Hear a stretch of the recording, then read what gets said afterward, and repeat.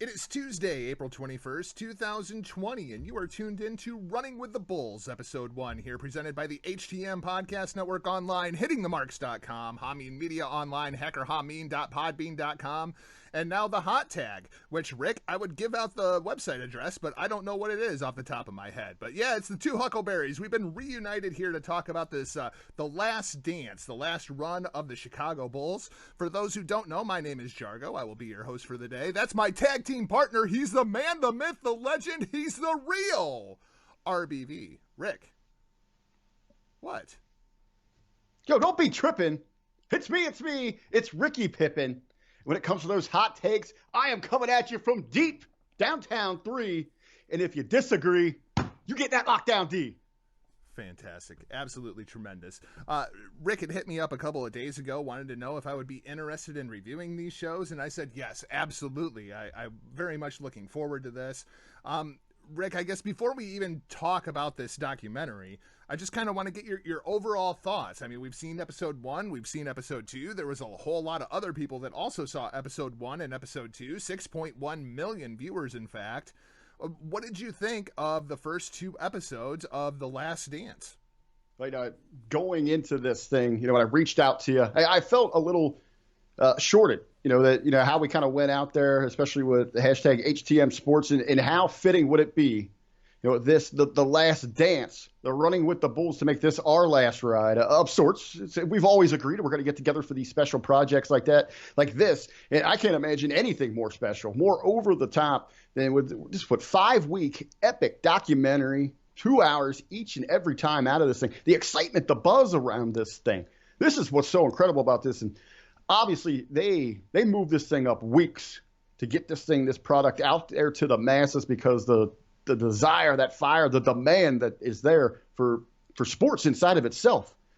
Something that what are we looking at here? 20 plus years ago, this dynasty put together in Chicago that rejuvenated and reinvented the game of professional basketball and really took the NBA to that next level, put it up there truly in the conversations with the top games. I mean, it's where they surpassed the NHL and the Major League Baseball, and we're right there on at the time, hell, they were arguably bigger than the NFL. Yeah. And it really the nucleus of that, the core of everything was right there in Chicago around this dynasty. And people they were hungry for this. They're excited. And obviously this is a very hot topic that we wanted to get together and talk about. So with all that energy, everything going into this, I was pumped. Over the edge. I was looking at the clock all day on Sunday, waiting for this thing. And I got to say, it absolutely delivered.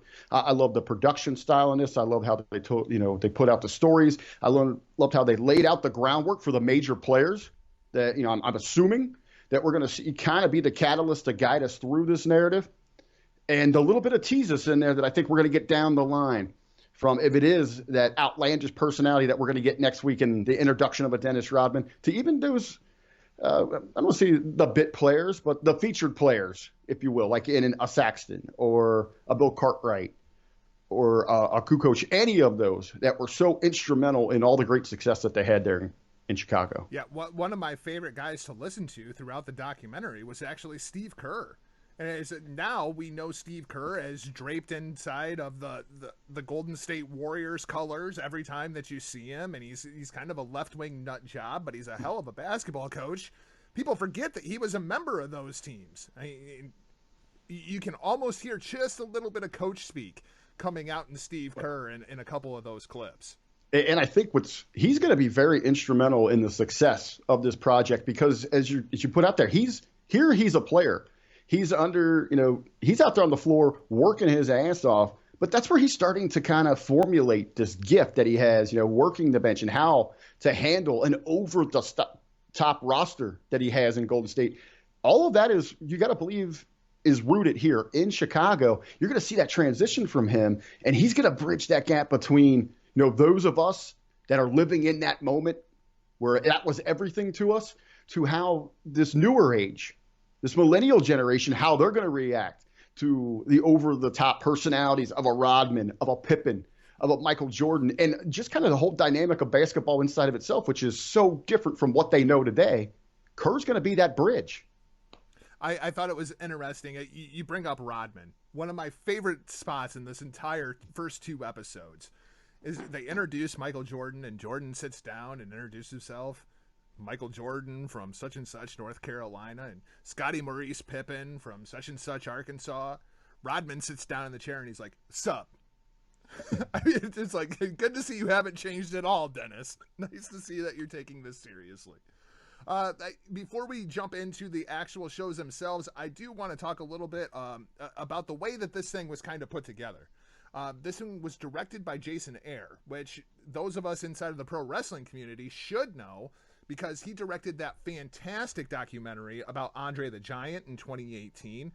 He's also responsible for one of my personal favorite 30 for 30s, the Fab Five, which to me very much correlates with this 90s Bulls run. You had the Bulls doing what they were doing in the NBA, and then you had the Fab Five up in Michigan just completely reinvent the game of college basketball, at least the way that it was seen. I agree 100%. And when you're looking, from that pro wrestling perspective, where our roots are planted at, when you any kind of form of entertainment, we're looking for those parallels. And here we have that. We have over the top characters, tremendous personas. They're defining the story early on into this thing, and plenty of action. If it be from the highlights of what we see on the basketball court to just in their daily lives and how they each evolved to get to this point here during this last dance. Going for that last championship. I know going into this documentary, you as we were talking about it just between us, you had some concern. Okay, how are they going to present this? Is it just going to be in that season? You were already wanting more. You wanted to know what it was like when Jordan came into the league and how they put this team together. And I think they did a remarkable job in that sense of, at those key moments, inserting those elements, that backstory to build up to that point where we're in the real time of the documentary. Yeah, the meat and potatoes of this thing is really the fact that Michael and the Bulls allowed a camera crew to basically follow them all throughout the 97-98 season. So there's a lot of this footage has really been in the can. And that's very much what I thought we were going to get inside of this documentary. I didn't realize they were sitting down and doing interviews with people like Barack Obama, with people like William Jefferson Clinton, with Roy Williams, Michael Wilbon, like the people that they brought in for this documentary to talk about the footage that they already had, I thought was fascinating. Roy Williams, one of the MVPs of those first 2 episodes. Yeah, and everybody that's ever listened to us, if it's hashtag HTM Sports or the Hitting Marks Pro Wrestling Podcast or Mondays in the Locker Room, that they know that where I kind of lean towards. To the right. But I got to tell you, it was kind of cool in that moment to see former President Obama, who is so entwined in the community and society inside of Chicago, where he was a community planner, where he got his start. And a huge basketball fan, like a well-documented, huge basketball fan. Absolutely. You've got to believe and know it, that back then, this was life to him. He was probably, overly invested into this thing. And, to see someone of that magnitude taking the time to talk about how incredible of a run and what these figures even meant to him, it's quite impressive. And Bill Clinton came off as your creepy uncle that, saw Scottie Pippen play when he was in high school. And I told you he was really going to be something, like I thought that was just kind of out of place. All right, go ahead and insert Biden memes on Pippen on the bench in high school. Oh, fantastic. I could totally see Joe Biden sniffing Scottie Pippen. But the other thing that really went into this entire thing, there's a lot of talk about LeBron because Michael finally agreed to let this footage be aired during one of the Cavaliers' championship parades. And immediately everybody jumps to this conclusion. Oh, Michael's threatened by LeBron. That's why we're putting this out. No, that's not what's going on here. There are 3 things that absolutely made this documentary a possibility. Number 1, ESPN, when they did that OJ documentary, Made in America, it absolutely put a ton of eyes on the world of sports documentaries. And then Making a Murderer happened. And once Making a Murderer happened, if you look at the trends, the price for these documentaries went through the roof. Rick, this documentary, they had to pay $20 million to make this documentary. That was split between ESPN, that was split between Netflix. A big chunk of it goes to the NBA, a big chunk of it goes to, well, you know, the 97-98 Bulls. But even 5 years ago, the idea of paying $20 million for a documentary was completely absurd. Oh, documentaries, those were those things on PBS, right? Yeah, basically. You might get, you know, a historical documentary over on the History Channel, something like that, but not in the world of ESPN or the major sports networks or anything like that. Absolutely not. But yeah, you look at the numbers here, records across the board, especially, you know, for ESPN, all time, the most viewed documentary special that they've had. Yeah, which, considering some of those 30 for 30s, I mean, like the one about the U, I think is one of my favorite sports documentaries of all time. The Fab Five was another one that was fantastic. I almost wish that was a 10-part series. I mean, we could do an hour just on Chris Webber calling timeout. Yeah, across the board, I don't, off the top of my head, I can't recall even a 30 for 30 that, you know, that I would put anywhere between like a 7.5 out of 10. They're all brilliantly put together, very moving, and they send home that message for you, and you kind of want more. I got a feeling even after 10 hours of this, we're gonna want more. We're gonna want that unedited director's cut that could go on for whatever, 97 hours. The only gripe I would have about this thing, and I think that they missed a major opportunity, and you and I have talked about this. They should have taken this thing to Open Air Network. This thing should have been on ABC Sunday night. Yep. I wonder if maybe there's conversations going on in the Zoom boardroom meetings right now, if they will try to make that move to see that success. You know, going and looking up what they did for ABC for Sunday night. Solid numbers during this block. They didn't lead in any demographic. They weren't near the top of the charts. They were a little bit down in the major networks, but American Idol, yes. I mean, that's been a staple, long-running staple. I could see moving that 8 to 9 block, and then you come in here from 9 to 11 with this Bulls documentary. I mean, what else did they had on something called The Rookie? I don't believe it was the movie, The Rookie. No, I believe it's like a cop show. Okay, so we got The Rookie. Oh, yeah. It's like he's like a 50-year-old cop. It's a rookie. Yeah. Okay, I've seen. And then America's Funniest Home Videos. I can't believe that show's still on the air. 31 years, man. 31 years. But, yeah, if they could have taken this thing to the masses with how hungry everybody is, you know, coming out of the gate with this first episode, you're going to have people lining up every which way to make sure that they can get a Netflix account, that they could get ESPN Plus, that, you know, they can find a way to get just ESPN, any of the networks that you're going to be providing this thing on. That's maybe the only thing inside of their marketing strategy where they missed a major opportunity, especially in this time of uncertainty where you're clinging on to anything to pull in viewerships and ultimately the advertisers and everything that goes along with that. I think for the NBA inside of itself, something to watch that maybe we haven't talked about or thought about yet, just kind of coming to mind here, what they're really, you know, they regularly depend on is their merchandise numbers. Yeah. Yep. How much are these going to skyrocket right now? Right.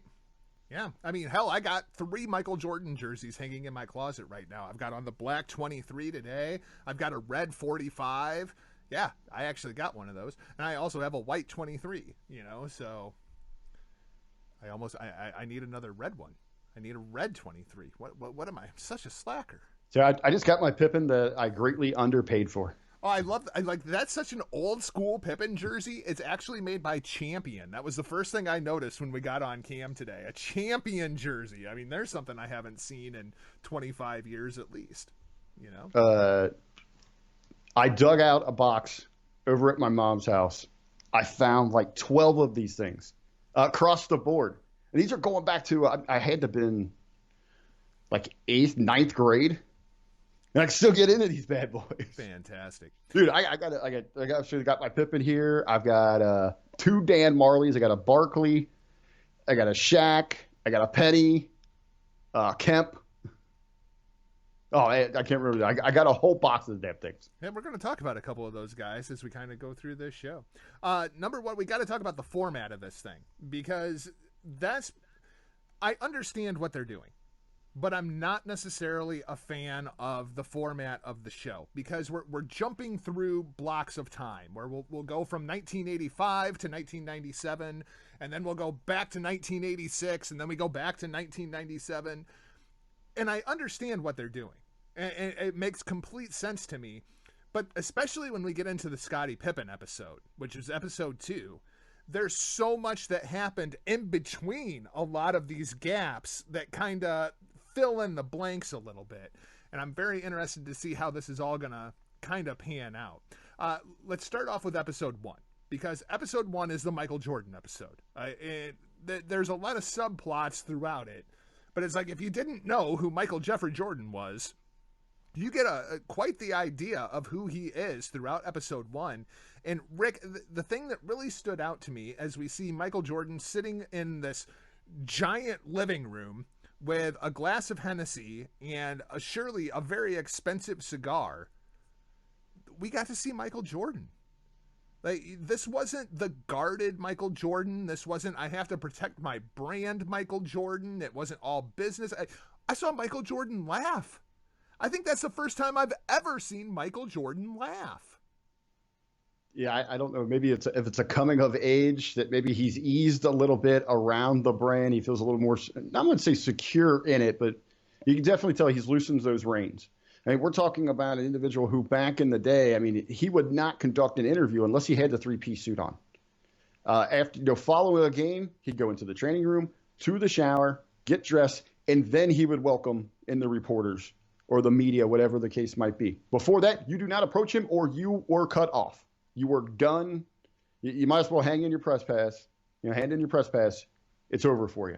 And that's what it was all about. It was about that presentation, always being the utmost professional, so crisp in everything that he delivered. And it was kind of, you took that step back and you had to kind of, okay, is this real?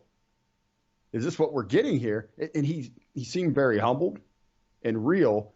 And I don't know, if that was by design to give him a connect to a modern audience, because when you get into who is Michael Jordan, you're looking at that surface. I think it tells a very different story. He's hard-nosed, he's stubborn, maybe selfish at times, but you have to, peel back those layers and dig a little bit deeper. I think the more that you feel that stubbornness, that selfishness, that how hard-headed he can be, that inside of itself tells you about that fire inside of him and that drive, that desire to be the ultimate best that he could potentially be. And there was nothing going to stop him. You could put any mountain, any obstacle in his way, and Jordan preferred it that way. The bigger, the badder, the better, because he was going to come out on top of that, and he was going to be, raise that bar, become that measuring stick. In today's sports atmosphere, I mean, he would be going to the press, he'd be going to social media, especially, off, the 7 minutes, sitting there on that stopper. He'd be running to the press and the media. No, he used that to fuel. Okay, give me 7 minutes. These are going to be the most amazing 7 minutes you've ever seen. And I don't, I'm not going to ask to get out of here. I'm not looking for greener pastures. This is my team, my city. I'm doing this. I don't care if you're the owner, the GM, a teammate. You're not stopping me from getting there. And that's the mentality of a Michael Jordan. I'm happy that you bring them up because it's a perfect segue. The other people that I thought were really featured in episode 1 were the two Jerrys. Of course, I'm talking about Jerry Krause and Jerry Reinsdorf, the owner of the Bulls and the general manager. When Jerry Krause came in, Jerry Reinsdorf was told by people throughout the league, don't touch the guy. And Rick, one of the things that really stood out to me as I'm watching this thing, and a little bit of context that we have to provide for some of our younger listeners, this is when the owners ran the league.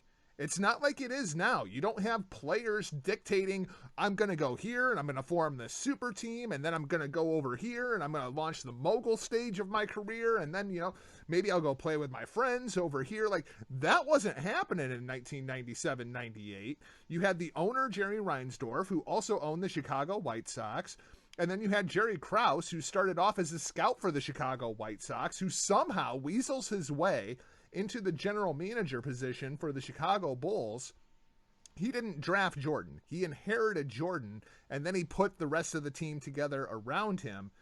But Rick, the one thing that really sat uneasy with me is the vilification of Jerry Krause throughout this entire thing. And I understand it, and Jerry Krause does deserve all the blame for this team getting broke up in 97, 98. But, you know, in like 1991, 1992, people loved Jerry Krause.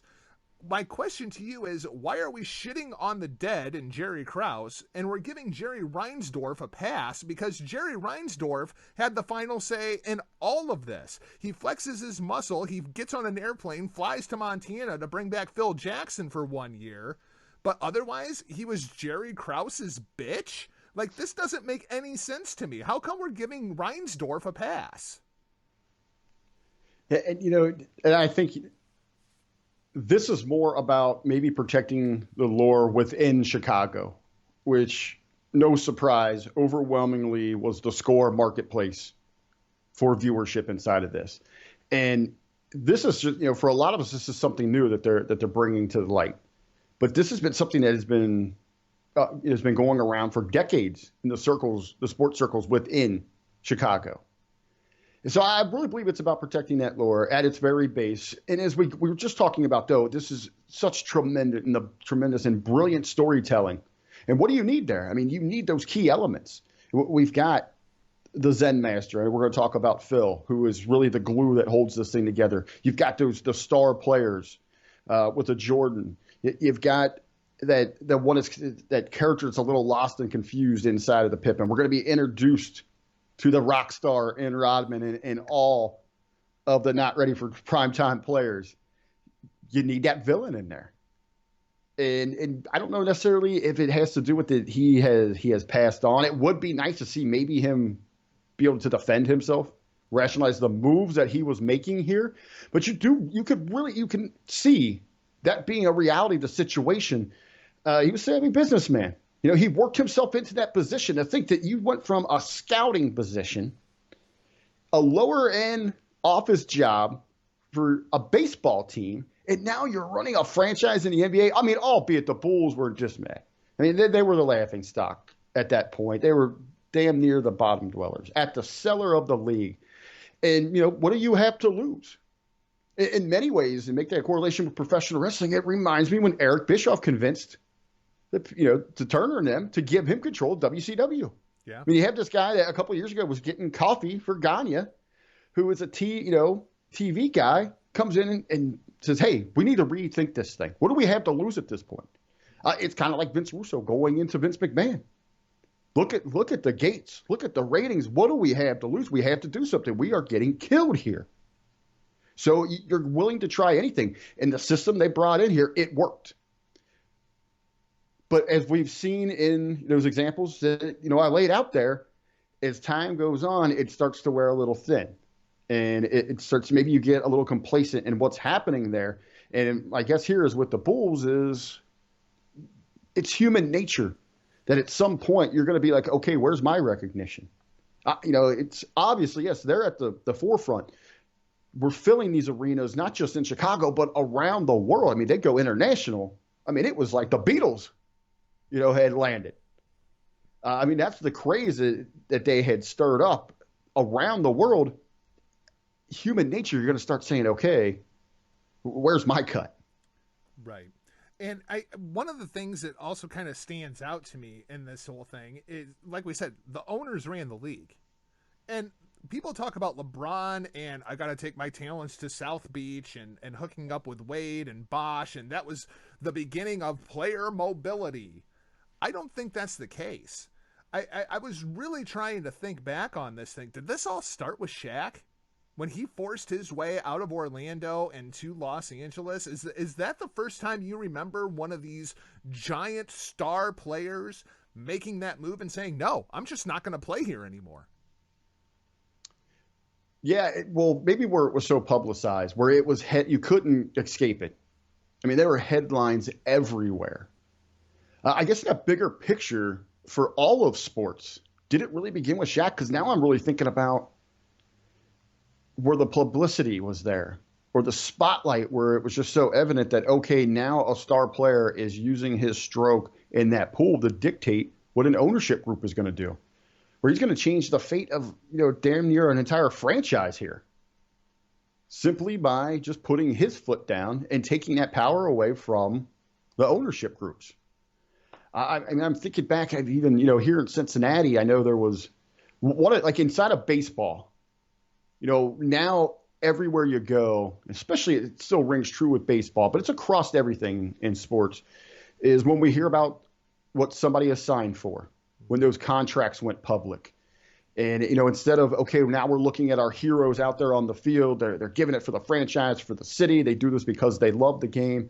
I remember when Pete Rose's contract went public, and it opened up a bunch of individuals' eyes, towards him. And Charlie Hustle, like, oh, wait a minute, he's doing this for damn near, whatever, hundreds of thousands at that time.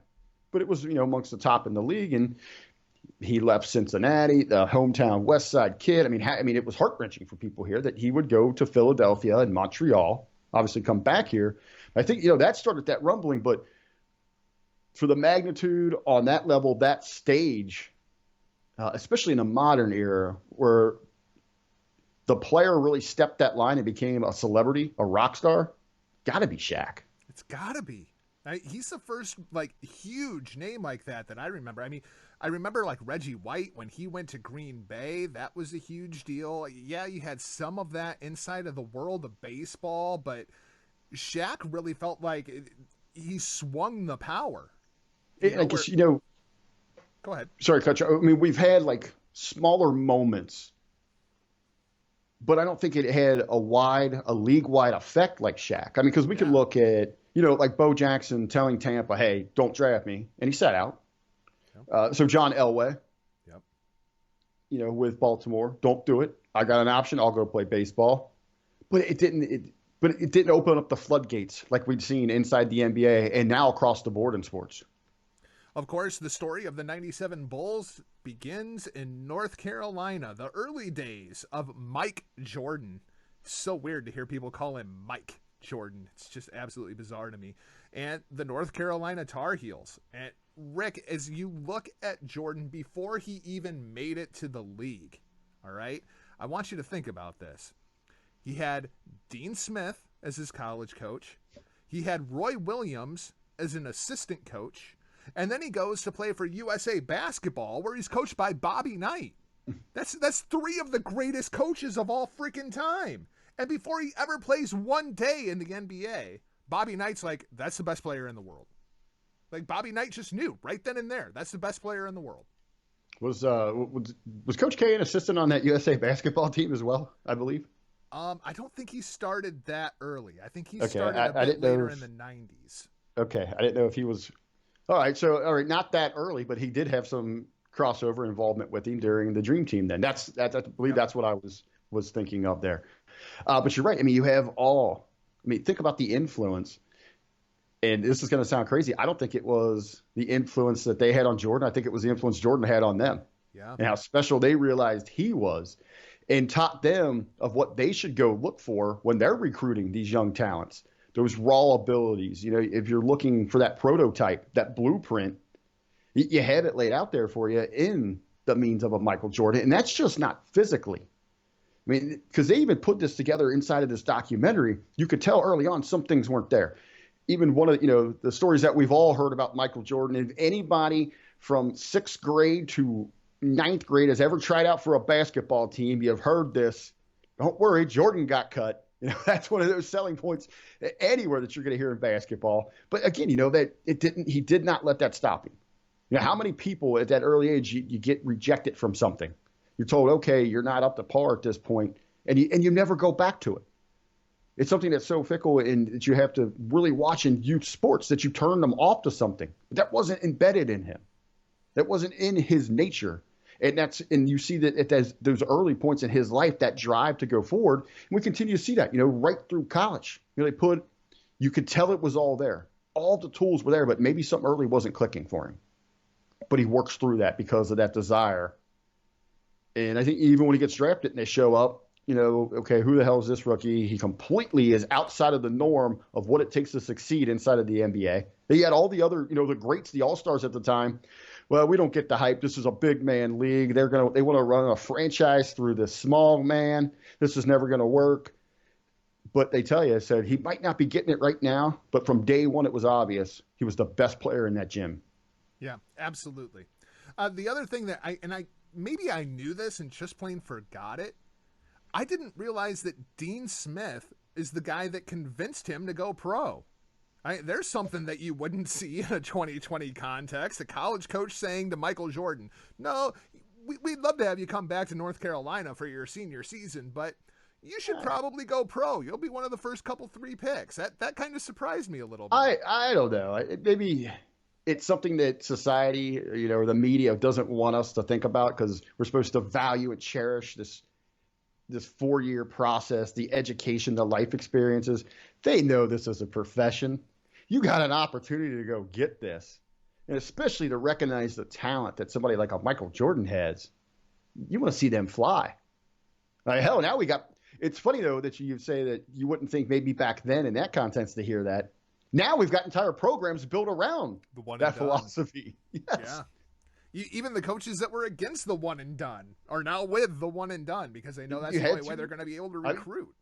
Coach K, he had to adapt to survive in this thing. Yep, absolutely. Same with Dean Smith. He went through it too, and now Roy Williams. That's like the motto for Calipari. Yeah, that's the entire recruiting program for Kentucky. Let's talk a little bit about this '84 draft because this thing is just ridiculous, with the exception of Sam Bowie. How he was the number 2 pick in this draft, I don't understand, and that's not even a rip on Portland. I just don't understand why they took him. You have Hakeem Olajuwon goes number 1, and he should have because, like you said, it was a big man league at that point, and Hakeem did all right for himself, won a couple of championships, and 12-time All-Star, a couple defensive players of the year. Then you have Bowie at 2, which is just bizarre. Then you have Jordan, Sam Perkins, and Charles Barkley. Oh, yeah, and John Stockton was in that draft, too. I think Stockton went 16. Way down the list. Bunch of teams kicking themselves for that one. But, Rick, we've talked about this, and the Portland Trail Blazers have gotten shit for years about not taking Michael Jordan. It makes all the sense in the world. They already had Clyde. Clyde Drexler was already out there playing the same position, but, boy, would Michael have become Michael had he not been in Chicago? If he would have went to Portland, if he would have played alongside Clyde, maybe they moved Clyde to a 3 and Michael at 2, or Clyde at 2 and Michael at 3. You got to have 2 wings, right? Yeah, absolutely. Well, and and that's another thing. You have to take yourself and put yourself in that moment and look at the times that surround you and the need for these teams. It would have been. They would have been the laughingstock of the draft of the league with Clyde already in that position for you. Hell, let's not bat an eye at Clyde. As you put over Olajuwon there, hell, they teamed up. Yeah, Houston is one of those maybe early versions of a super team, or just anything they could do at that point to mirror what they had in Chicago. To me, the biggest crime in travesty of this thing is that Jordan steps away from basketball when that team comes together in Houston. You talk about some epic throwdowns that we could have potentially had there. That happened twice because even when his second retirement, how much would you have liked to seen that Bulls team stay together and go against the Spurs with Duncan and Robinson? I wonder there if that would have been like the proverbial passing of the torch. Yeah, absolutely. But I pulled up here as we're going back to try to put ourselves in that moment for the '84 season draft. So it makes sense here as we're talking about. It is a big man's league. Everything's running through the blocks. You're posting up. You're banging the boards. That's where you're winning. That's where you're getting to the playoffs, moving towards that championship. And they really felt. And if you're in Portland, you've got your perimeter in place. You've got Clyde Drexler already set here. So you need that big man. So you go with Sam Bowie, probably the best center, second best center on the board there. Would you have taken Sam over Perkins? Obviously, they saw something there. I don't know, hindsight 2020. I think I would have rather had Perkins or Barkley. Could you imagine Barkley and Clyde teaming up in Portland? You got Kenny Carr inside of your power forward spot. And again, we have to go kind of look at, how did their meetings go? Well, how did they match up? How did they look in those college seasons and all that? It's easy for us to sit here some decades later and saying, wow. Right. And we're talking about, if Jordan could have been Jordan in a Portland or one of those other markets like that. I mean, you get that perfect storm. Maybe if he's in a bigger market, he ends up as a New York Knick. Maybe he's even greater than the Michael Jordan that we know today. You never know what could happen. It's just you get that butterfly effect. Yeah, for sure. The other thing that really stands out of episode 1 is the fact that Phil Jackson is actually the man who, who came up with the term "the last dance." Because Phil Jackson is told going into the 97-98 season by Jerry Krause, it doesn't matter if you go 82-0. This is your last year in Chicago. They knew that going in. I can't imagine how that would play in a 2020 context. Like, could you imagine a couple of years ago if Kevin Durant would have said, listen, guys, this is my last year in Golden State. I'm not coming back. Let's just go out and let's try to win a championship, and then we're going to blow this thing up. Like, what if Bill Belichick would have been told by Robert Kraft, hey, it doesn't matter if you go 17-0, win the Super Bowl. This is going to be your last year here in New England. Like, this would have never happened in a modern context. I don't understand how it happened in 97-98. And this is what I really loved about the opening parts of this documentary is obviously the focal here is in episode 1 is around Michael Jordan. And then we go to Scottie Pippen. But what really speaks volumes in introducing how this thing is going to play out is in that very open. Even before we get to general manager and ownership and all that, is you lay the true foundation, the glue behind this entire machine, and that is the Zen master, Phil Jackson. As I talk about Michael Jordan and that drive and that desire, that fire, that he is going to conquer any mountain, any obstacle. Well, Phil, he knows how to put it to work for him. He's not going to look at it as a downer. He could have taken the ball and go home and just mailed it in at that point. But he realizes, okay, now I'm going to use this for fuel with inside of myself and for this team, but maybe not in such an aggressive fashion as Jordan, but how can I put this thing to work for me? We really got to look back at this thing here and say, okay, without this season, without that predicament, without that situation, we'd always think about Phil as the great coach of that Bulls dynasty, but I think this is that turning point that elevates him to that next level, that shows that true greatness that he becomes a must-have for the Lakers or any team that's out there shooting him. Or when we're talking about, all-time greatest coaches, that has elevated him amongst the elite of the elite. And it's right here at this time where he could let this thing get to him, or he becomes the Zen master that he is and ultimately manipulates us in his favor. Yeah, the managing of egos of the Chicago Bulls team is to me, even as a Lakers fan, this was Phil's best work. What he did with the Lakers, by the time he made it to the Lakers with Shaq and Kobe, Phil was already Phil. Phil already had the respect of everybody inside of the league because he had already won 6 championships.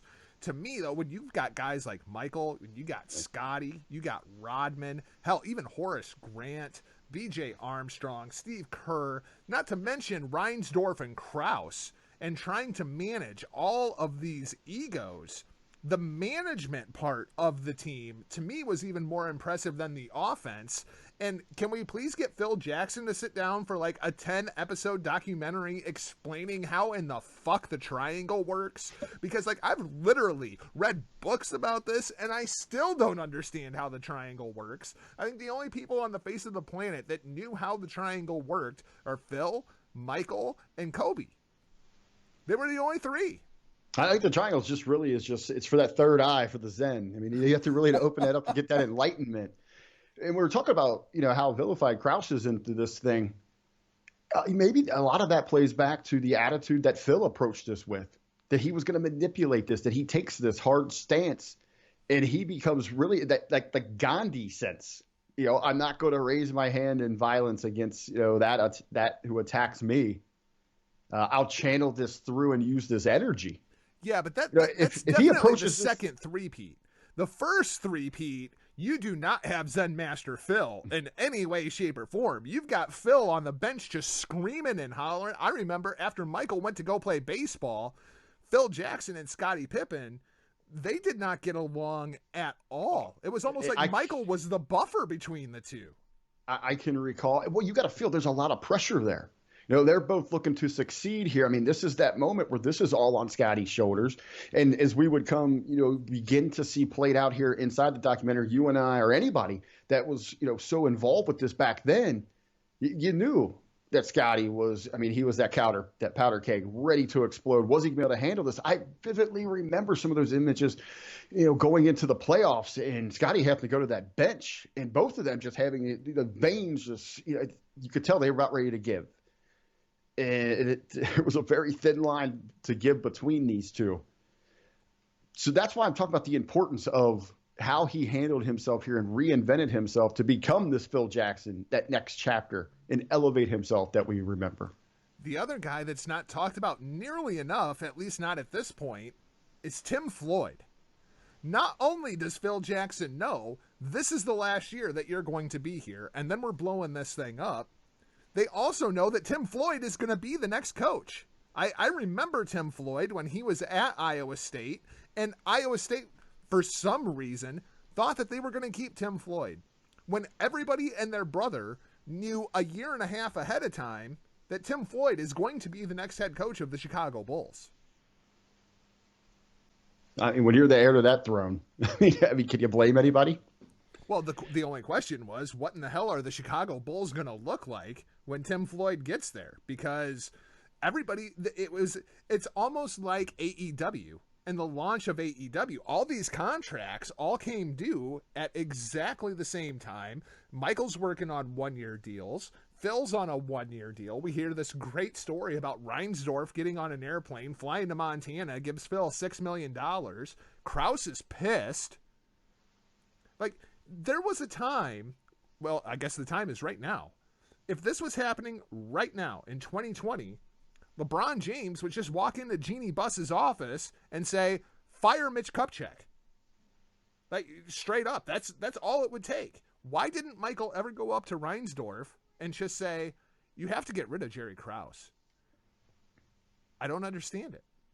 But again, I honestly believe, I don't think that's in his MO. He doesn't want that. That's Jordan saying, okay, if you are in his way, if you are that obstacle, he wants you around. But you say that, but he kiboshed the Pippen trade. We're going to talk about that here in just a little bit. Jordan's the one that kiboshed the Pippen trade and said you cannot trade Scottie Pippen. Because he sees that true value. And in Jordan, and you see that in this documentary where he makes that, that he draws that clear line. There's office and there's people representing and getting things done on the floor. And he didn't mix a lot of those two sides. And he talks to that quite a few times. And it doesn't go into great detail about it, but he drops those lines every now and then. Hey, this basketball on this side. And he takes Scottie to task on this, where he pretty much puts it out there. I don't care what you're doing with the office. You are being selfish to your teammates and what we are accomplishing on this floor.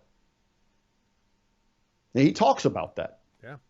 Well, and Michael also, he was very open about it, even at the time. They showed the interview right as the 97-98 season's getting ready to start, and they asked Michael, what's the biggest obstacle that you guys are going to have going for a third championship? And he looks up at Jerry Krause's office and just kind of smiles. He didn't have to say it, but everybody knew exactly what he was thinking.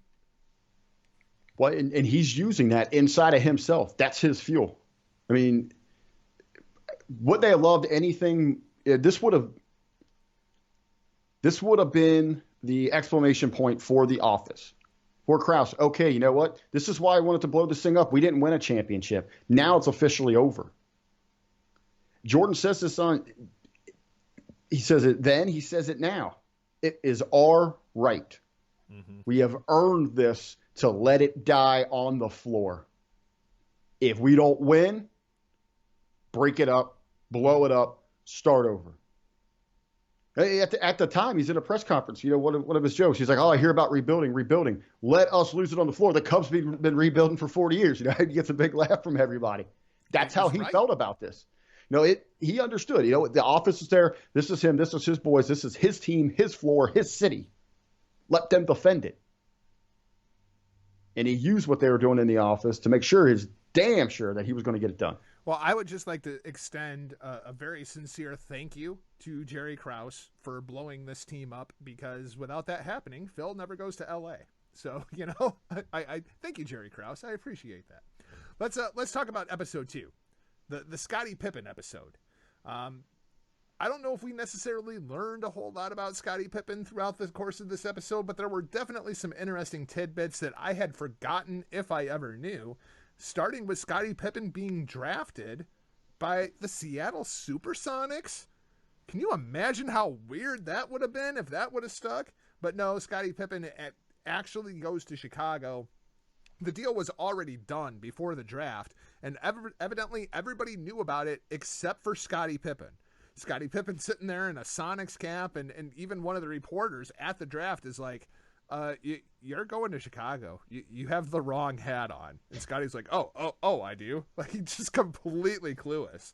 But the thing that really goes understated also in that draft, probably the most important draft pick that Krause had put together at that point, he also drafted Horace Grant in that draft.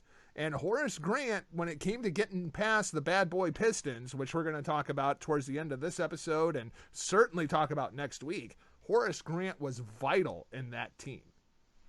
Yeah, this is where Krause really gets the credit for beginning to put this thing together. Here comes your other big swingers, your marquee players inside of this thing to make that run. What's crazy about this is the team you're assembling to get over that Pistons hurdle, but in the real time, you're probably you've got the Pistons on your radar. But more so, you're eyeing who's been whooping your butt in these playoffs is the Celtics. Mm-hmm. And then if you can get by them, you're looking at Showtime in L.A. Yep. And to have this all come together right here, and you talk about 3 completely different styles of basketball that you're trying to overcome, from the bad boys to the old school to the Showtime. How are you going to put this nucleus together in Chicago to beat any of those? Yeah, and we haven't even made it to the Knicks yet. I mean, because those Knicks teams, my God. Once the Pistons went away, then you get the evolution of the New York Knicks, and they become the roughest motherfuckers on the block. And a big part of that was Charles Oakley, who was in Chicago, Michael Jordan's best friend on the Chicago Bulls, and he gets traded to the New York Knicks for an aging Bill Cartwright. But the Bulls really needed size. That was not a very big team. And that kind of brings us back to the Spurs conversation. Brings us back to that Houston Rockets conversation when Michael was gone. If you had a big center, a big dominant center in the middle, you could beat Chicago. They were a very, very small team, and Bill Cartwright gave them size, and they needed that badly. And then, of course, we would see Luke Longley later on inside of the 6 championships. But Bill Cartwright was pretty vital to that entire team. Absolutely. And then as well, you still got a relatively young Bulls team, so you're also looking for locker room guidance, some wisdom along the line. Horace Grant would evolve into that. As we get towards these championships, he would kind of take on the role of a Cartwright. But at that time, that's what he's brought in here for. Obviously, and here's another, going back to episode 1, just very quick. I love a little subtle mention and a little foreshadowing is in Jordan's sophomore year of the NBA, second year, obviously, when he gets hurt and he's on that restricted time. Oh, that's all in the second episode. Is it in the second episode? Okay, but it's early on as they're doing this transition. Okay, before we really get into the meet with Scottie. Yep. But it's John Paxson, who, after Jordan hits a 7, has to hit the bench. There's 30 seconds left, and Paxson hits a game winner. And it's that subtle little mention that lets you know that Paxson was there that early in this ride and how vital he would be to the early championship success of this team. Were you surprised that we didn't see more of Charles Oakley? I kind of want to hear more from Charles Oakley and his thoughts about those 90s Bulls teams and how he felt about going to New York. He is somebody, as we're talking about, and why I really love the style in this presentation. I like this jumping around to give us pivotal points inside the moments. So I'm interested to see if we get more, is also with Pippen, as we're going to dive in him a little bit here, but to see more from Oakley when we get into the heat that begins to brew between the Knicks and the Bulls. And then relate what his time was like with Jordan. Because ultimately, he's going to be the one that knows what's going on inside his mind as you put over. I mean, they were best friends at this point. They understood one another. As a young Michael Jordan, you had Oakley pretty much as his handler, his protector. Yeah, and he needed one. Absolutely, because that Eastern Conference at that time was pretty rough. It wasn't the pansy basketball that we see in the East right now, that's for sure. So let's talk about the money, because that's all anybody wants to talk about right now. Scottie Pippen, so underpaid. Get the fuck out of here. Stop it. Scottie Pippen signed that contract. And Jerry Reinsdorf even tells Scottie Pippen, if I were you, I wouldn't sign this contract. You may be selling yourself short. And he was right. But I thought Scottie did a real nice job of laying out exactly why he signed that 7-year contract for less money, especially towards the end of his run in Chicago, than he could have gotten. I don't feel too bad for Scottie Pippen. He still made over $200 million during his NBA career, a lot of that in Houston and Portland. But Rick, he signed a 7-year contract, somewhere between 18 and $19 million after you get into incentives and everything. But everybody wants to make a big deal out of the fact that he was the 122nd highest paid player in the NBA in 1997. He was the 6th highest paid player on the Chicago Bulls at that time. He signed the contract, and everybody knew it was a bad contract. It's so much so that now the CBA now mandates that you can only sign a 5-year contract at the most, and that's a 4-year contract with a 1-year option, just so this doesn't happen anymore. Scottie knew exactly what he was doing. I don't feel bad for Scottie Pippen, but I'm sure you do. Absolutely. I thought, they did. It was very nice of them to kind of put a positive, to put that spin on it and make him that he is doing this for the right reasons. It was there to protect his family. Very emotional upbringing there. You got 2 individuals inside of your household. Tragedy strikes, and they're stuck in wheelchairs. I didn't realize he was one of 12 kids. That was a new detail. Think of inside of itself. You go to Central Arkansas, your deep South family there. Well, and much like Michael, he was the equipment manager when he first got there. He wasn't even good enough to make the team. I think that's got to be one of the things Michael and Scottie bonded over. They both had that chip on their shoulder. Absolutely. Just even inside of his family lifestyle, put yourself, what he'd probably seen his parents going through. Deep South, still deep-rooted aggression, racial tensions. As they're coming up here, as even Scottie himself growing up, late 60s, 70s, what, his brothers and sisters had all seen. And now you've got 12 of them. You got the parents, that's 14. We don't know how the grandparents are involved. You have just little community inside of itself. And now somebody is getting to a level, to a platform where we're talking about money that they had never dreamed about. And now you're saying that he could sign this deal to secure all of those funds, those financials, that longevity. You absolutely can understand where he's coming from here. Well, and the other thing that I wish they would have talked about this a little bit too. Yes, in 1997, Scottie Pippen was vastly underpaid. But was he underpaid in 1991 when he signed the contract? No, not really. He was paid a pretty exorbitant amount of money in 1991. But the problem is, then the league skyrocketed, especially after the Bulls won that first championship and the NBA went international and the money just started flowing. Now, the only thing that you could say is Jerry Reinsdorf could have extended Scottie Pippen going into the 97-98 season and renegotiated that contract. They were allowed under the CBA at that time to renegotiate when there was 1 year left on the deal. Reinsdorf could have done that, but he didn't, because Reinsdorf didn't renegotiate contracts, and he made that very well known to everybody. He didn't renegotiate with Michael. He didn't renegotiate with Phil. This is why Michael was on 1 year deals at this point. So he would have to renegotiate every year, and as the salary cap was going up, so was Michael's salary. We'll talk about Michael's salary here in a minute, but I feel like this is a false narrative that is being pushed about how vastly underpaid Scottie was. When he signed the deal, it wasn't an awful deal. It was just outdated in about 6 months. Well, I guess when you step back and you take that look at it, Jargö, yeah, I mean, from that perspective, there's sound reasoning that, okay, we shouldn't, be attacking the ownership, general management in a sense. But in reality, we're talking at 6-7 years passing, and someone's value to that franchise, you've seen it just greatly increase. And I think that is the bigger picture. And it's easy to say, okay, financially, because that's an understandable stat that people can relate to, and you can use that as your jumping in point, your talking points. But you got to believe somewhere inside for Scottie Pippen, it's about your true worth, your self-value. How much does this franchise believe in me? What am I truly worth to them? Am I one of these interchangeable parts? Or am I someone that is right there behind, that they believe is right there behind Jordan? That's where you get into a case here. We were talking earlier about how now in free agency, where we see this is a players' league, as opposed to back then where, yes, it was the iron fist of the ownership.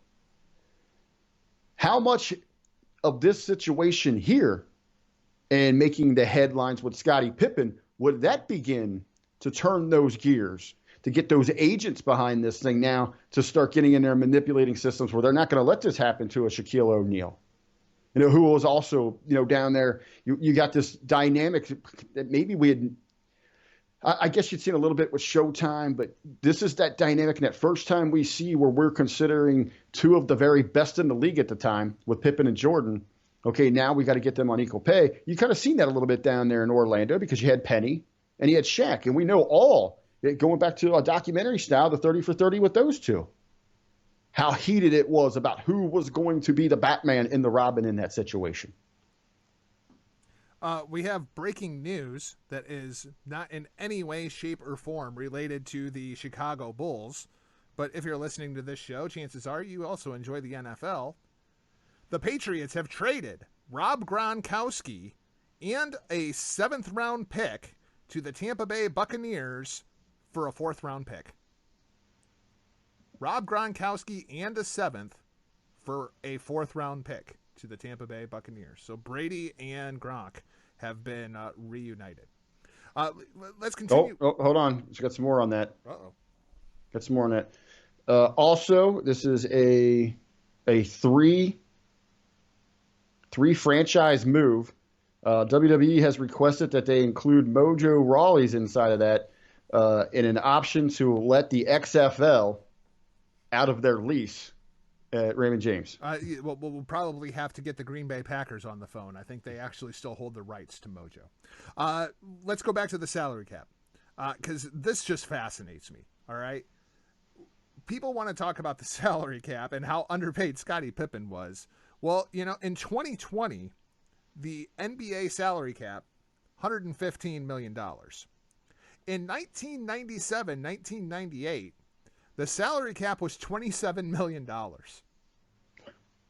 I just think about that. In 20 years, it has ballooned that much inside of the NBA. But here's where things really start to get a little bit heated when it comes to the Bulls. The salary cap was $27 million. Michael Jordan was making $33 million. Because the way the CBA was at that time, there was no luxury tax. You could go over the cap as long as you were re-signing your own players. You couldn't go out in free agency and bring somebody in at that price, but you could re-sign your own players. So Michael Jordan was actually making more money than the entire Utah Jazz basketball team that they beat in 1997 and 1998.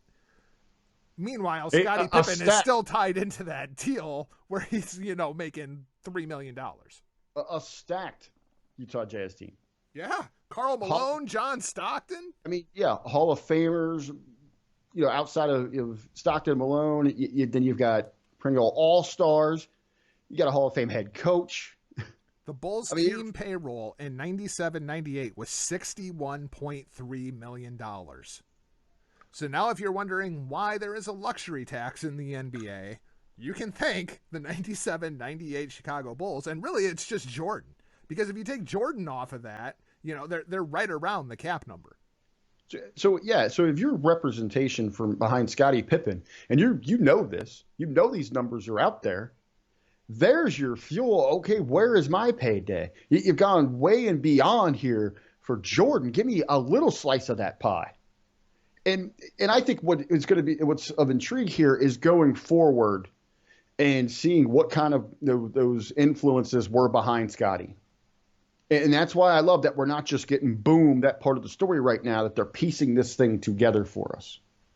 Well, and I hope that they do start jumping back to certain pivotal points where Scottie might have been feeling that he was being slighted or, resentment towards maybe not Mike, but the franchise inside of itself. And I'm sure we're going to see a little bit here because it's well documented. It's been discussed in many circles where there was very, tense times between those two. Well, and Scottie was pissed. And Scottie was pissed. Scottie was hurt coming into 97-98. And everybody knew that Scottie was hurt. Scottie had gotten hurt during the playoffs, and he should have went and had surgery right after the 97-98 season. But there's a quote, I don't have it in front of me, where Scottie's basically like, I'm not going to fuck up my entire summer to go rehab. You guys don't want me here. Otherwise, you'd be paying me. So fuck you. I'm going to get surgery right before the season starts. And that's what he did. And Michael was pissed. Michael even called Scottie selfish inside of the media. Tensions get very, very high. We saw Scottie during the ring ceremony when the first time they beat Utah, and Scottie comes out, he gives that great speech. He's looking very dapper in his three-piece suit. Hell, people even kind of thought that might have been a retirement speech. But what we would see in the coming weeks was Scottie requesting a trade. And Rick, one of the things that very much goes under the radar, that trade damn near happened without Michael going into the front office and saying, no, you are not trading Scottie Pippen. Oh, absolutely. And this is where those frustrations continue to go. You've got Jordan. I mean, this is where you see where he separates those two. And this is where, dude, I don't care what you've got going on with the office. I've had those struggles myself. I keep them separate. This is about right here on the hardwood, what you do with this team. And by you going into business for yourself and bickering back and forth with them, you're hurting everybody else right here. And that showed early on inside that season. Yeah, the Bulls start off like 8-8 without Scottie for the first couple of months, and Jordan's just getting hammered. I mean, they're just beating him down wherever they possibly can. This deal almost happened. Scottie Pippen almost became a Boston Celtic. Of all the teams, I mean, that makes me nauseous. I don't even like Scottie Pippen. He probably would have been perfect in Boston because I could have hated him for more years. But what Chicago was really after inside of this trade was there were 3 lottery picks. There were 2 that year and 1 the next year that would have been included in this trade for Scottie Pippen. Obviously, if you're Jerry Krause and you know you're going to blow this team up, having 3 lottery picks in the next 2 years is a very, very tempting offer. They wanted Tracy McGrady. And they thought that if they could pair Tracy McGrady with Michael Jordan, they could convince Michael to stay. Because they could just pay him whatever the hell they wanted to pay him. Rick, I would have loved to have seen that. Give me Michael Jordan and T-Mac all day, every day. I think that would have been a match made in freaking heaven. I think what's more intriguing there is the other picks, what direction they would go to bring in those other pieces of the puzzle. Again, it's just speculation. I think that was something that was so magnificent and magical inside of that Bulls dynasty. Sure, I mean, you've got where they're butting heads, but you're going to have that with personalities. When you have that same desire, that same goal, brothers are going to fight. Could you recapture that dynamic? Michael Jordan isn't the easiest person to get along with there. So as you're putting those pieces of that puzzle together, you have to be very careful and watch your step along that way. Well, we talk about injured Scotty with his foot injury, and fuck it, I'm not going to blow my whole summer rehabbing. It was a good summer, man. Everybody, you're watching the home run race. What else you got? Was it like Woodstock 2 or some shit? I think that the reason Michael took this so harsh was because then they get into injured Jordan. And how Michael handled it, which you brought up earlier, his second year in the league, he breaks his foot. I think that was the summer I've lost my virginity. Wow, really? Late bloomer, huh? So, Jordan, when he gets injured, his second season... See the girls in my hometown. He ends up going back to North Carolina to rehab his foot injury. And he starts playing 1-on-1, and then he starts playing 2-on-2, and then he starts playing 3-on-3, and 4-on-4, and 5-on-5. Rick, before Jordan came back, he was playing like full hour-and-a-half long games down there at North Carolina, and the Bulls didn't even freaking know it. Like, you want to talk about a complete difference versus 2020. Like, if Kevin Durant was like, just going to the local Y and playing full-on freaking pickup games, the Brooklyn Nets would be flying in choppers with freaking spotlights and being like, you're getting the fuck out. They were talking they weren't even going to let Durant play in the Olympics this year. Let alone just going down playing pickup games at Carolina. I mean, what were we doing there? How did we connect with society back then? You had the dial-up modem, right? I mean, it's just crazy. You were overly connected if you're at what, 56.6K? You'll dial up. I mean, and nowadays you'd have immediately somebody posted this to social media. You'd have full-blown channels dedicated to this thing on YouTube, but they could keep it under wraps here because everything was protected. It was personalized. But Michael wanted to come back. Michael wanted to play. Michael had told the city of Chicago, we're going to make the playoffs every year. I'm here because I'm Michael Jordan, and that's what we're going to do. And he wanted to live up to that deal.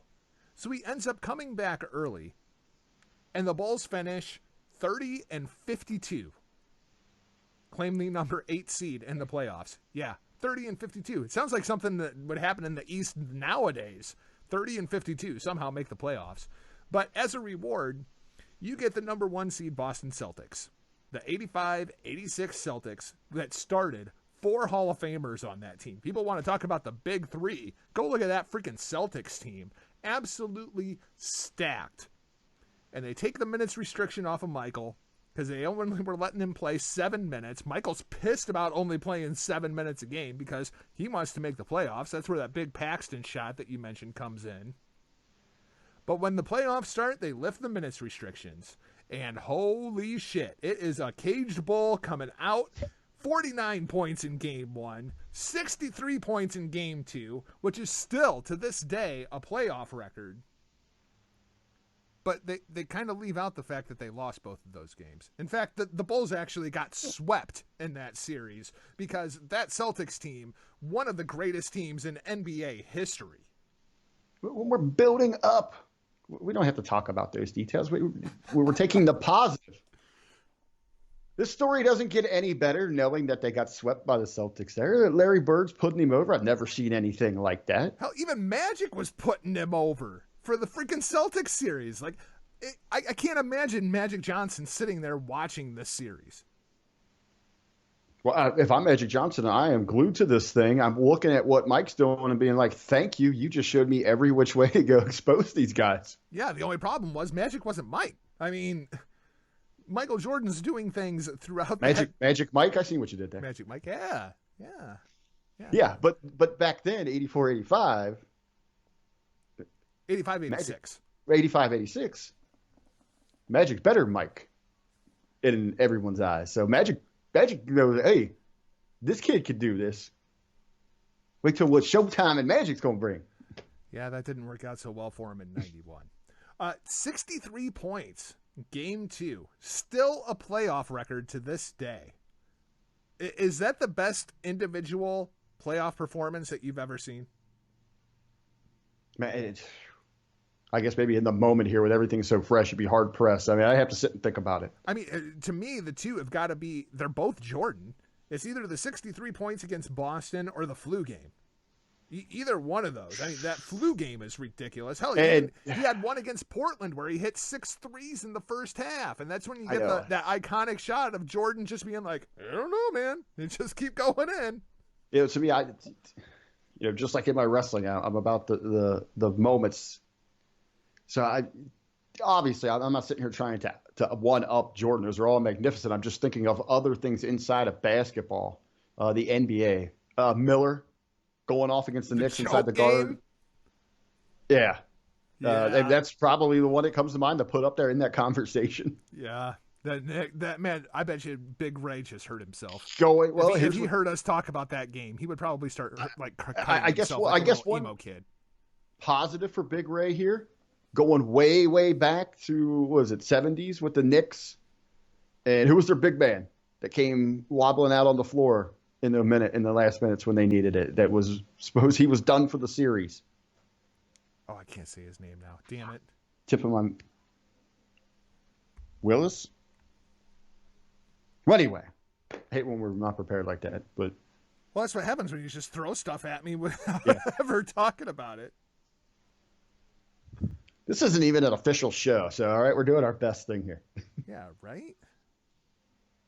Willis Reed. But yes, Reed, that's what I had. Willis in my head. All right, I was partially right. So Reed, yeah, I mean, so you think about those moments that come to define, playoff basketball. Absolutely, and Jordan's, if we had to list 1 through 5, Jordan's going to be on there 2 or 3 times. Yeah. I think the other one I put up there is the Kobe alley-oop to Shaq. That was freaking iconic too. And then we kind of wrap things up of episode 2.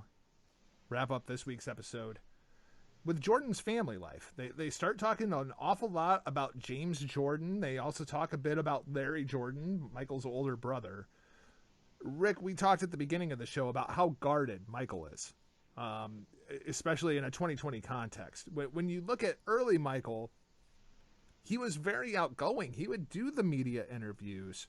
It wasn't until he stepped away to play baseball, and then he returns. And when he returned, he's like LeBron. He's got like a full entourage. He's got freaking security. Might as well have been Secret Service. Did that all start when his dad passed? Is that what really flipped that switch for Michael to where he became so guarded from the media? I wonder if it was more of a case. And obviously, you have the tragedy and everything with losing his father. And it's going to be interesting going forward to see, now that we're seeing a little bit of inclusion of family, of how deep they're going to go into that aspect. Yeah, I'm very curious. And how open that we are seeing Michael Jordan early on into this thing and how relaxed he is. I'm curious if he's going to clamp up. That inside of itself is a story to be told on its own. Right? There's so much there. At this time, I want to save that until we get in to kind of see what they're going to let us see, how they're going to pull that curtain back. I also wonder if it's a case of, stepping away. There's all of the rumors and innuendo that Jordan, maybe it wasn't that he lost the passion for basketball, that we could have been talking about to bring this back around. We were talking about him earlier, a Pete Rose scandal, where it was, okay, man, we can contain this thing right now. Let's step away before this gets out of hand. We'll open up the door later on. So I'm not saying it was, hey, go play baseball. I think that was just Jordan saying, you know what? I got to do something. If that would have taken off, he maybe never would have come back. But you do have this opportunity. The league greatly needed him at that time. You've seen incredible, just shattering decline inside of the NBA in that brief window just by taking Michael Jordan out of the picture. So it was everything. They needed him to come back to restore the NBA to that greatness that they had and to elevate it once again to another level. There's so much, and maybe that he saw a completely different world when he went to baseball, because they were completely different dynamics and different landscapes. And when they talk about that transition, why Chicago? I know this, as I was sitting here through the show, he's putting over, this is his city. That was his team, and he's building it there. But was there any intrigue to go somewhere else to see if he could test the waters with another management group? Or how did that play into coming back? Or how did everything involved here? Well, and part of the problem is when we go back to that CBA, the league wasn't formatted that way like it is now. Like for the last 2-3 years, we saw the Lakers were clearing cap space because we knew they wanted to make a run at Anthony Davis. So they're clearing cap space so they can lure Anthony Davis in. There was no team that was trying to set aside $20 million so that they could make an offer to Michael, hoping that maybe they could lure him away from Chicago, mostly because Chicago could pay them so much more money than any other team. Hell, Michael was making more than most of the entire teams in the league's payroll. I'm not talking about inside of basketball. I'm talking about the White Sox organization. Oh, gotcha. So I can greatly understand why he wants to keep those roots. He knows that city. He could do no wrong. Reinsdorf. It was still the same ownership. That's what I'm talking about. I know we got a different general manager, but you're still dealing with the same, philosophies and ideologies and all that. You would think, and I get that there is that safety net. I know this city. If I go out here and bomb, they're going to love me because I brought them all these championships. But I'm interested. This is something that I really don't know a whole lot about. I've never taken the time to research. I've never thought about it until, sitting down here, we're talking. That's why we talk things out and getting into this documentary. What other suitors were out there? Did he look at, hey, man, Michael Jordan in pinstripes? The potential that, he coming up through that minor league system? Anywhere that and think about those, any franchise inside of baseball, obviously you're sending him somewhere to play in the minors, but what is that going to do for the energy inside of your system and the notoriety and your merchandise all the way around? What were the plays? What other plays were at hand to bring in Michael Jordan? Yeah. That's something I hope they dive into that inside of itself. Well, I tell you what I'm looking forward to. I'm looking forward to episode 3 because episode 1 was about Michael Jordan. Episode 2 was about Scottie Pippen. Episode 3 and the trailer that I saw, we're going to be talking about the Bad Boy Pistons. And if only there was a connection to the 97-98 season to the Bad Boy Pistons. Oh, wait. There was this young kid who played for the Bad Boy Pistons by the name of Dennis Rodman, who hadn't completely lost his freaking mind while he was in Detroit, but boy, was it long gone by the time he got to Chicago. I cannot wait, man. Were you a Rodman guy? I was a huge Rodman fan. Well, how couldn't you be? Especially there was a lot of people that Rodman just rubbed the wrong way. No, I mean for our youth. We loved, you look at that transition through society and that outlandish character, and you saw it across the board into all genres, from music to Hollywood to television. Well, you were looking for those characters. You described him as a rock star earlier, and I thought that was just perfect. Hell, this is Dennis Rodman is the attitude era of the NBA. Absolutely. And they coincide running side by side with one another. And this is what you're going to drop in here to unquestionably the greatest dynasty of its generation, of its era, but questionably of all time in the NBA. And now you're dropping in here the Attitude Era. But even going back to that, the Pistons were getting away from everything you thought you knew about the 80s, the flipped up collars and the big hair and, the go business hustle. Detroit basketball.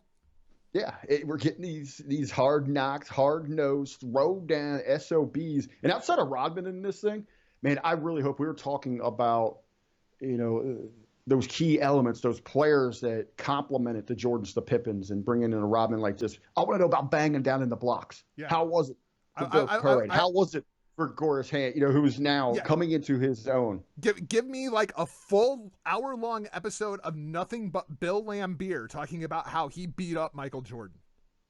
Just straight beat him up. Well, how did Michael develop that killer mid-range jump shot? Because he wouldn't go in the paint with Bill Laimbeer. Dude, that is what popped me as we're getting these teasers looking forward, is you see Michael Jordan hitting the bench press, and they're like, he never did this before. He didn't have to. But to get over this obstacle, this mountain of the Pistons, you got to start getting real. You got to start hitting them gains. Bill Laimbeer, one of my favorite NES games, Super Nintendo game, Bill Laimbeer basketball. It was played on a battlefield with guns and robots. It was like Terminator basketball. That's how you describe Bill Laimbeer's style of play. If Bill Laimbeer was playing in 2020, how many seconds would it take him to foul out? Well, he'd probably get through the first couple minutes of the first game, and then they just drop, 10-game suspension. I mean, look, we go across the board. I mean, I don't think he would make it a minute. I think he would be out of the game, like fouled out within 45 seconds of the game. I mean, when you talk about, which would be so interesting these fantasy matchups, to see that Bad Boys team versus the Splash Brothers and the modern day Warriors. Oh my gosh. Well, the one that everybody's talking about right now, of course, is LeBron. Because, of course, as we're doing a documentary about Michael, we've got all these kids that didn't actually get to see Michael, that just heard the legend of Michael, that are convinced that LeBron James is the greatest basketball player that's ever lived. Could you imagine LeBron trying to drive the lane on the Bad Boy Pistons? Not happening, bro. You'd be picking your ass up off the floor.